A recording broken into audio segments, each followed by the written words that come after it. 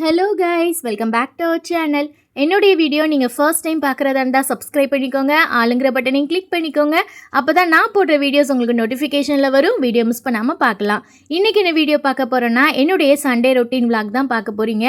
Sunday அப்படின்னாலே நல்லா லேட்டாக தான் தூங்கி எந்திப்பேன். ஏன்னா மற்ற நாள் தான் சீக்கிரமாக 5 மணிக்கெலாம் எந்திக்கிறேன்.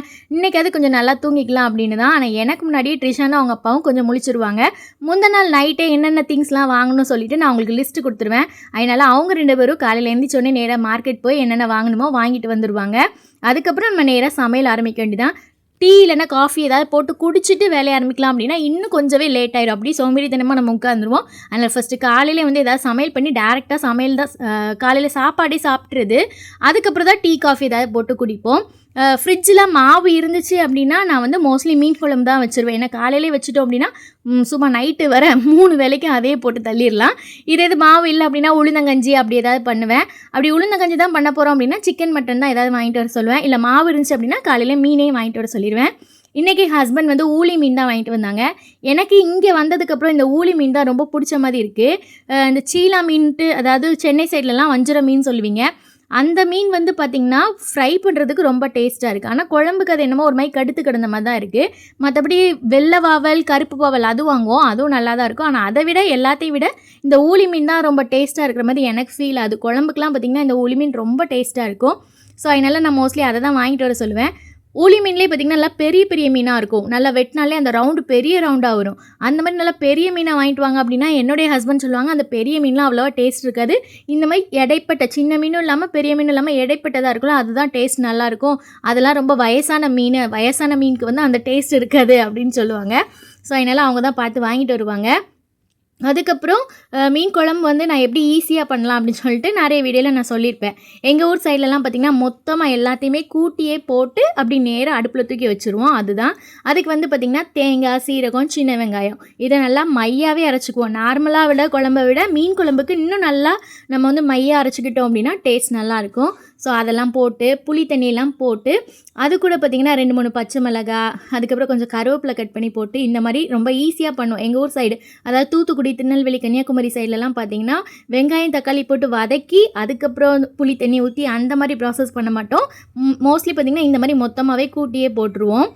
புளி தண்ணியை போட்டுட்டு அதுக்கப்புறம் பச்சை மிளகாய், இந்த மாதிரி மசாலா பொடி, மாங்காய் போடணுன்னா மாங்காய் எல்லாமே போட்டு இந்த இடத்துல பார்த்திங்கன்னா உப்பு, உரைப்பு, காரம், புளிப்பு எல்லாமே இதிலே கரெக்டாக செக் பண்ணிவிடுவோம். தக்காளி பார்த்திங்கன்னா எனக்கு இங்கே நாட்டு தக்காளி கிடைக்காது அப்படி சொல்லியிருந்தேன். நிறைய பேர் நம்ம ஊர் சைடுமே இப்போ நாட்டு தக்காளிலாம் கிடைக்கவே மாட்டேங்குது அப்படி சொல்லியிருந்தீங்க. எல்லாமே இப்போ காலெல்லாம் மாறிடுச்சுன்னு நினைக்கிறேன். எல்லா சைடுமே இப்படி தான் ஒரு மாதிரி தக்காளி கிடைக்கி. இங்கே பார்த்திங்கன்னா இந்த பெங்களூர் தக்காளி அது சுத்தமாக பழுத்த மாதிரியே இருக்க மாட்டேங்குது. எப்போ வெட்டினாலும் காயாக இருந்த மாதிரி தான் இருக்குது. அதனால் கொஞ்சம் அரைச்சி சேர்த்துக்கோ, அப்போ தான் கொஞ்சமாவது புளிப்பு தெரியும் அப்படி சொல்லிட்டு அரைச்சி சேர்த்துக்கிறது. உப்பு, அதுக்கப்புறம் மஞ்சள் தூள், வத்தல் பொடி, குழம்பு மசாலா எல்லாமே போட்டே அப்படியே நேராக அடுப்பில் தூக்கி வச்சிடுறது. ஸோ இது கொஞ்ச நேரத்தில் பார்த்திங்க அப்படின்னா நல்லா இந்த மாதிரி கொதிக்க ஆரம்பிச்சிடும். கொதிக்க ஆரம்பித்ததுக்கப்புறம் மீனெல்லாம் தூக்கி உள்ளே போட்டுற வேண்டியதான். எல்லோரும் மாறிது அந்த தலை, வால், அதுக்கப்புறம் நல்லா இல்லாத பீஸு இதெல்லாம் வந்து குழம்புக்குள்ளே போட்டுறது. நல்லா இருக்கிற பீஸை மட்டும் தான் ஃப்ரை பண்ணுறது. ஸோ அந்த மாதிரி பண்ணியாச்சு. அதுக்கப்புறம் இப்படி கொதித்து மீன் போடுறதுக்குள்ளே நம்ம வந்து பார்த்திங்கன்னா அடுத்தது தாளிக்கிறதுக்கு ரெடி பண்ணிடலாம். அப்படின்னா தான் வந்து இது கொதிக்கிறதுக்கும் இது தாளித்து ரெடி ஆகும்போது நம்ம மிக்ஸ் பண்ணுறதுக்கு கரெக்டாக இருக்கும்.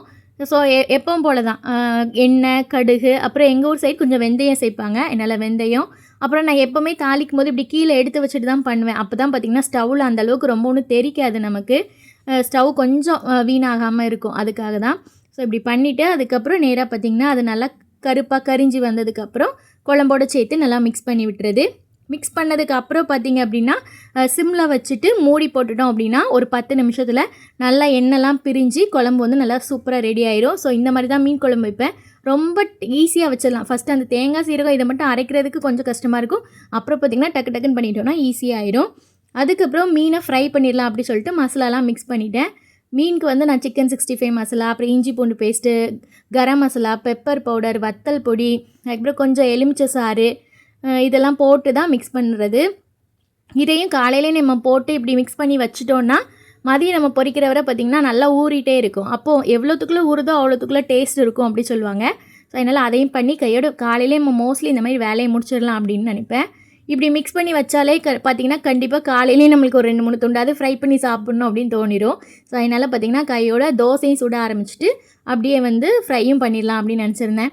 அதுக்கு முன்னாடி கவுண்டர் டாப் பார்த்திங்கன்னா ரொம்ப மோசமாக இருந்தது. டக்கு டக்குன்னு நம்ம வேலை செய்கிறதுனால ஃபஸ்ட் அதை க்ளீன் பண்ணிக்கிட்டோம். எனக்கு க்ளீன் பண்ணிவிட்டு சமையல் பண்ணுறது தான் எனக்கு என்னமோ பிடிக்கும். அது க்ளீனாக இருந்தால் தான் சமையல் பண்ணணும் அப்படின்னே தோணும். அதனால் பார்த்திங்கன்னா அதை ஃபுல்லாக க்ளீன் பண்ணிவிட்டு அதுக்கப்புறம் தோசை சுட ஸ்டார்ட் பண்ணிட்டேன். பார்த்திங்கன்னா எண்ணெய் பிரிஞ்சு கொஞ்சம் மீன் குழம்பு நல்லா ரெடி ஆயிடுச்சு. தோசை ஊற்றி மீன் குழம்பு வந்து இந்த மாதிரி சுட சுட சாப்பிட்டோன்னா ரொம்ப டேஸ்ட்டாக இருக்கும். அதுக்கு போக பார்த்திங்கன்னா மீன் ஃப்ரையும் பண்ணலாம் அப்படி சொல்லிட்டு அதையும் ஆன் பண்ணி விட்டேன். கல்யாணம் முடிஞ்சு வந்த புதுசில் பார்த்திங்கன்னா மோஸ்ட்லி நான்ஸ்டிக்காக தான் நிறைய யூஸ் பண்ணுவேன். தாளிக்கிற அந்த பேன் முதற்கொண்டு பார்த்திங்கன்னா நான்ஸ்டிக்கில் தான் யூஸ் பண்ணேன். அப்புறம் கொஞ்ச நாள் ஆக ஆக பார்த்திங்கன்னா மேலே கருப்பாக அந்த கோட்டிங்லாம் வெளியே வர ஆரம்பிச்சிருச்சு. அதுக்கப்புறம் என்னென்னா நம்ம நான்ஸ்டிக்கில் அதிகமாக சமையல் பண்ணோம் அப்படின்னா கேன்சர் வரும், உடம்புக்கு நல்லதில்லை அப்படி இப்படி நிறைய பார்த்தேன். அதனால் பார்த்திங்கன்னா நான் அதை ஃபுல்லாகவே அப்படியே ஓரம் கட்டிட்டு அதுக்கப்புறம் இந்த மாதிரி தோசைக்கல், அதுக்கப்புறம் இந்த வடை சட்டி இந்த மாதிரி ட்ரை பண்ண ஆரம்பிச்சிட்டேன். அதனால் எங்கள் வீட்டில் ஃபுல்லாக அந்த மாதிரி தான் இருக்கும். நான்ஸ்டிக் வந்து ஒன்றுமே இருக்காது. நான் அதை யூஸ் பண்ணவே இல்லை, அப்படியே தூர போட்டாச்சு. தோசை சுட்டு இப்போ வந்து நானும் ட்ரிஷானும் சாப்பிட்டாச்சு. அவங்க அப்பாவுமே சாப்பிட்டுட்டாங்க. அப்படியே டிவியை பார்த்துட்டே சாப்பிட்டுட்டே இருந்தோம். இது சாப்பிட்டு முடித்ததும் பார்த்திங்கன்னா தலைக்கு எண்ணெய் வைக்கிற வேலை தான். ட்ரிஷானுக்கு ஃபஸ்ட் நல்லா தலைக்கு எண்ணெய் வச்சிடுறது. அதுக்கப்புறம் அவங்க அப்பாவுக்கு அப்படின்னு எல்லாருக்குமே எண்ணெய் வச்சிட்டோம் அப்படின்னா ஒரு மணி நேரம் இல்லை 2 மணி நேரம் கழித்து நல்லா ஷாம்பு குளிச்சிடலாம் அப்படின்னு தான். ஸோ எண்ணெயை வச்சுட்டு அதுக்கப்புறம் பார்த்திங்கன்னா ஃபுல்லாக மறுபடியும் இந்த மீன் பொரிச்சதெல்லாம் பார்த்திங்கன்னா கவுண்டர் ஸ்டவ்வில் அங்கங்கேயும் இதாகிட்டு கிடக்கும். அதனால் அது லைட்டாக தான் துடைக்கிறது. ரொம்ப சோப்பெலாம் போட்டு க்ளீன் பண்ணல. ஏன்னா மறுபடியும் மதியமும் நம்ம மீன் பொரிக்க வேண்டியிருக்கும், அப்பவும் தெறிக்க தான் செய்யும். அதனால் இப்போதைக்கு சும்மா ஜஸ்ட் லைட்டாக க்ளீன் பண்ணி விட்டுறணும் அப்படி சொல்லிட்டு பண்ணிவிட்டு ஃபுல்லாக வீட்டையும் பெருக்கி விட்டுறது. வெளியே பெருக்கிறதுக்கு தனியாக ஒரு விளக்குமாறு வச்சுருப்பேன். ஏன்னா வீட்டுக்குள்ளே பெருக்கிறத வச்சு வெளியே பெருக்க முடியாது. வெளியே எல்லோரும் வந்துட்டு போவாங்க, ஷூ கால் தடம் அது இதுன்னு கொஞ்சம் நிறையா இதாக இருக்கும். நம்ம அதையே பெருக்கிட்டு வீட்டுக்குள்ளே வச்சு பெருக்கணும் அப்படின்னா சரிப்பட்டு வராது, கிருமிகள் வர்றதுக்கு வாய்ப்பு இருக்குது. அதனால் பார்த்திங்கன்னா வெளியே பெருக்கிறதுக்குனே தனியாக ஒரு விளக்குமாறு வச்சுருப்பேன். நான் வீட்டுக்குள்ளே பெருக்குமாறு எடுத்து பெருக்க ஆரம்பிச்சிட்டேன் அப்படின்னாலே ட்ரிஷனும் வெளியே போய் அந்த விளக்குமாறு எடுத்து பெருக்க ஆரம்பிச்சிடுவார். அதை முடிச்சுட்டு பார்த்திங்கன்னா மாடிக்கு இப்போ துணி எடுக்க தான் போயிட்டுருக்கோம். சனிக்கிழமை சாயங்காலம் எப்போவுமே துணியை துவைச்சி மாடியில் காய போட்டுருவேன். அப்போ தான் ஞாயிற்றுக்கிழமை மதியத்துக்குள்ளே அது நல்லாவே காஞ்சிரும். அப்புறம் எடுத்து நம்ம மடித்து வைக்கிறதுக்கு ஈஸியாகிடும். இங்கே மகாராஷ்டிராவில் எல்லார் வீட்டு மொட்டை மாடிலையும் இந்த மாதிரி ஷீட் தான் போட்டிருப்பாங்க. அதனால் பார்த்திங்கன்னா மழை பெஞ்சாலும் நமக்கு பிரச்சனை இருக்காது, ஓவராக வெயில் அடித்தாலும் துணி வந்து ஃபேட் ஆகும் அப்படிங்கிற பயமும் இருக்காது. அதனால் இப்போ கொஞ்சம் வெயில் தான் இருந்துச்சு. இது வந்து போன வாரத்துக்கு முன்னாடி எடுத்தது. அதுக்கப்புறம் தான் பார்த்திங்கன்னா நல்லா பனி விழ ஆரம்பிச்சிட்டு. அதனால் இந்த டைமே நல்லா காஞ்சதை செஞ்சிடும். எனக்கு துணி எடுத்துகிட்டு அப்படி சேர்லேயே போட்டு கிடக்கிறது, மடிக்காமல் அப்படி குமிச்சே வைக்கிறது அது எனக்கு பிடிக்கவே பிடிக்காது. துணி எடுத்தேன் அப்படின்னா உடனே மடித்து பீரோக்கில் வச்சிடணும். அது இல்லாமல் இங்கே வந்து நாங்கள் இருக்கிற பிளேஸ் ரொம்ப அழகாக இருக்கும் அப்படி சொல்லி நிறைய வீடியோவில் சொல்லியிருப்பேன். ஃபுல்லாக இந்த மாதிரி மலைப்பகுதி தான். ஸோ இது அப்படியே வாய் பார்த்துட்டே ஒவ்வொரு துணியாக எடுத்து மடித்து வச்சுருது. மொட்டை மாடியை அவ்வளோவா யாருமே யூஸ் பண்ண மாட்டாங்க அப்படி தான் நினைக்கிறேன். ஏன் பார்த்திங்கன்னா 1 or 2 ஃபேமிலி தான் யூஸ் பண்ணுவோம். மற்றவங்களாம் என்ன பண்ணுவாங்கன்னா துணியை துவைச்சி பால்கனியில் அந்த கம்பியாக இருக்கும் இல்லையா, அதிலே போட்டு காய வச்சு எடுத்துருவாங்க. இந்த ஊர் மக்களுக்கு என்ன ஒரு பழக்கம்னா 3 நாள் 4 நாள் சேர்த்து வச்சு துணியை வாஷிங் மிஷினில் போட்டு எடுக்கிறதே கிடையாது. அன்னன்னைக்கு யூஸ் பண்ணுற துணியை அன்னன்னைக்கு குளிச்சுட்டு அப்படியே துவைச்சி போட்டுருவாங்க. அதனால் துணி அந்தளவுக்கு ரொம்ப சேராது. அதனால் அந்த பால்கனி கம்பியிலே போட்டு எடுத்துருவாங்க. அது வெளியே நம்ம ரோட்லேருந்து பார்க்கும்போது பார்த்திங்கன்னா ஃபுல்லாக ஆக்குவேடாக அந்த மாதிரி இருக்கும். எல்லா ஜன்னல்லையும் ஒரே துணியாக தொங்கின மாதிரியே தான் இருக்கும். நான் வந்து 3 நாளைக்கு சேர்த்து வச்சு தான் துவைப்பேன். வாஷிங் மிஷினுங்கும்போது 3 நாளுக்கு போட்டால் போதும், கரெக்டாக இருக்கும். அதனால் அப்படி தான் துவைக்கிறது. அதனால் சனிக்கிழமை சாயங்காலம் போட்டேன் அப்படின்னா இந்த மாதிரி ஞாயிற்றுக்கிழமை வந்து மடிச்சே வச்சிடலாம். ஸோ இப்போ இந்த மாதிரி மடித்து வச்சிட்டோம் அப்படின்னா டேரெக்டாக நம்ம வீட்டில் போய் பீரோவில் எல்லாத்தையுமே அடுக்கி வச்சிடலாம். ஸோ அந்த வேலையும் முடிஞ்சிடும். அதுக்கப்புறம் பார்த்திங்கன்னா ட்ரிஷானை குளிக்க வச்சிடலாம் அப்படி சொல்லிட்டு அவருக்கும் நல்லா ஷாம்பு போட்டு தலை குளிக்க வச்சுருது. இப்போ குளிர்காலம் ஸ்டார்ட் ஆயிடுச்சுங்கிறதுனால டெய்லி காலையில் அவ்வளோவா அவனை தலைக்கே குளிக்க வைக்க முடிய மாட்டேங்கு. குளிருதுன்னு கொஞ்சம் அளவும் செய்கிறான். அது இல்லாமல் சளி பிடிச்சிக்குமோ அப்படின்னு தோணுது. இப்படி மதியம் ஒரு 2 மணிக்கு அப்படி குளிக்க வச்சோன்னா கொஞ்சம் வெயில் லைட்டாக அடிக்குமா, அந்த டைம்னால் கொஞ்சம் நல்லாயிருக்கும்னு எப்போவுமே மதியம் வந்து ஞாயிற்றுக்கிழமை அப்படின்னாலே ட்ரிஷானுக்கு ஷாம்பு போட்டு தான் குளிக்க வைக்கிறது.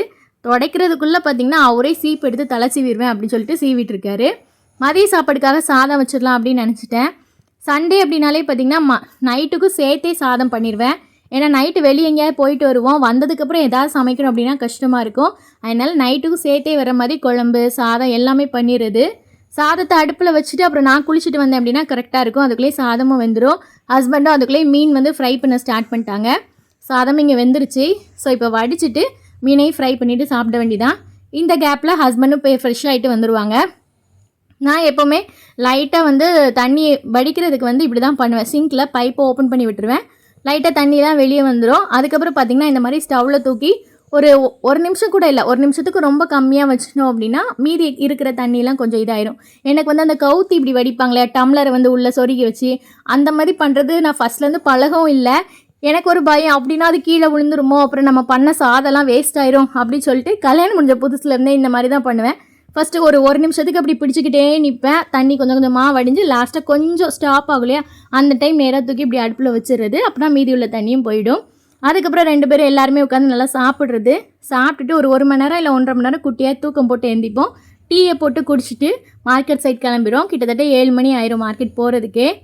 ஸோ காலையிலே பார்த்திங்கன்னா ஹஸ்பண்ட் மார்க்கெட் போயிட்டு வந்தாங்களே, அப்போவுமே பூ வாங்கிட்டு வந்துடுவாங்க. அப்போ தான் நம்ம போகும்போது பூ வச்சுட்டு போகலாம் அப்படின்ட்டு. ஸோ இப்போ ரெடி ஆகி அப்படி நேராக மார்க்கெட் போயிட்டு கொஞ்சம் காய்கறி தான் காலையில் வாங்க சொல்லுவேன் ஹஸ்பண்டை. அடுத்த 3 நாளைக்கு என்னெல்லாம் தேவையோ அதை தான் வந்து நான் போய் வாங்கிட்டு வருவேன். ஏன்னா எல்என்டியில் ஒர்க் பண்ணுற வரை இந்த சண்டே விட்டுட்டா அடுத்த சண்டே தான் ஹஸ்பண்டுக்கு லீவ் இருக்கும். நைட்டும் பார்த்திங்கன்னா 8:45க்கு மேலே தான் வருவாங்க. இந்த ஊரில் 8:30க்கு மேலே அவ்வளோவா கடையே இருக்காது. ஸோ அதனால் இடையிலலாம் போனால் நம்ம காய்கறி வாங்க முடியாது. அதனால் ஒரு வாரத்துக்கு தேவையான காய்கறியை வாங்கி வச்சு ஃப்ரிட்ஜில் ஸ்டோர் பண்ணேன். ஆனால் இப்போ கொஞ்சம் சீக்கிரமாக 6:45 அப்படிலாம் வந்துடுவாங்க. அதனால் பார்த்திங்கன்னா ஒரு 2 நாள் இல்லை 3 நாளைக்கு தேவையான காய்கறி மட்டும் வாங்கிடுறது. அடுத்த ஒரு 3 நாளைக்கு அடுத்த நாள் போய் வாங்கிக்கிறது.